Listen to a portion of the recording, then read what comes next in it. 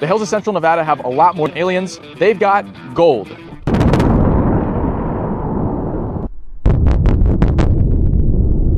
We blasted the rock, the gold ore to pieces, and now we have to load it and haul it.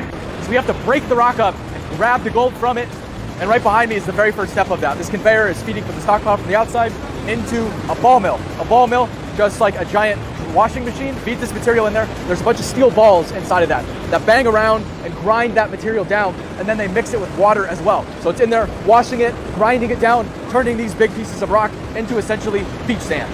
That ball mill back there is pounding everything, but it doesn't reduce everything to the fine grain size we need. So that's what's going on behind me, is there's all these different screens. It screens the material out. Anything that can't fit through the screen is then recycled back into the ball mill, and anything that can goes into the rest of the process. After it goes all the way through the screening process, we have a really fine slurry that's pumped up to the top of the plant. Here again, we're about 4 or 5 stories up from the floor, pumped all the way up to the top into this distributor. And this distributor then distributes it to the next part of the process right below us.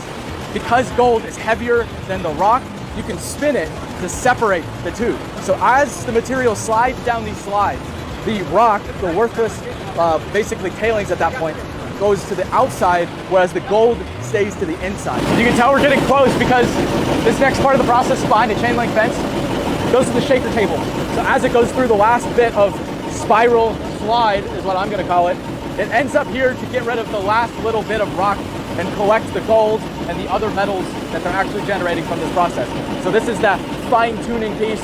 We're starting to get to the good stuff. They grab the carbon out of this process, they put it into these right behind me, which are essentially pressure cookers. They bring it to about 300 degrees under pressure to separate the gold, to take the gold out of the carbon, out of those little pores, and into the solution. So that little vial of yellow liquid comes over to here, and there's 2 tanks back there. They put that liquid into those tanks, they run a current through there, and that electricity essentially excites the gold, brings it all together out of that solution into these steel wool that they have inside of there.